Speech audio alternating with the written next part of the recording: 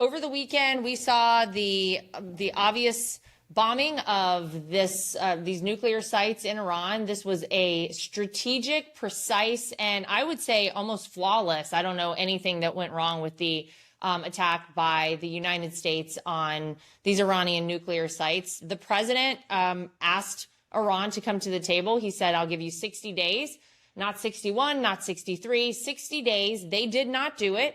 And we saw what happened on Saturday night. He went in and, as a man of his word, Mary, he said, "You know what? I'm not playing around." He didn't attack anywhere other than these nuclear sites.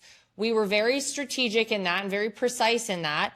We know we're weeks away from having a nuclear warhead. They were enriching uranium.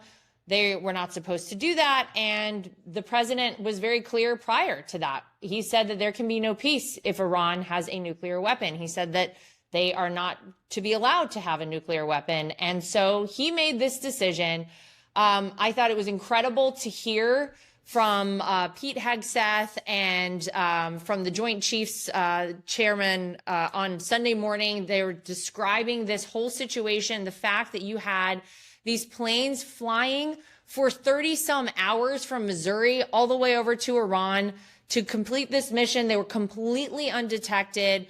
Mary, give me your overview on all of this and the message that you think it has sent to the rest of the world, because as far as I'm concerned, I don't know that anybody questioned President Trump when he drew a red line and he said, "Do not cross this red line." I don't think anyone is ever going to question him ever again, Mary.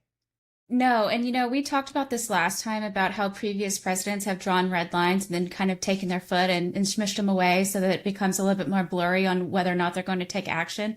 Trump's been pretty clear from the very beginning. He didn't want Iran to have nuclear warheads nor the capability of creating them. And so I think this is pretty consistent with what he's been saying all along.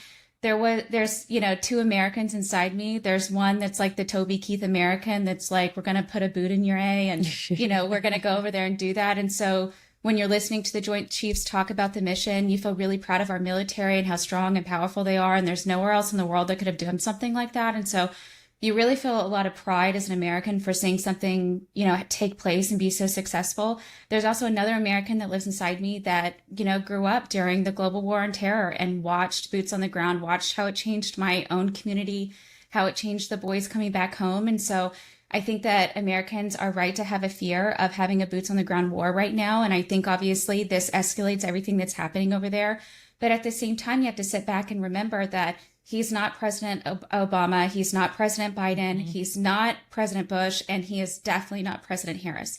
And so when you look at that, you feel more safe and capable in his hands. And you're just hoping that the people around him are giving him great information and helping him, make these decisions.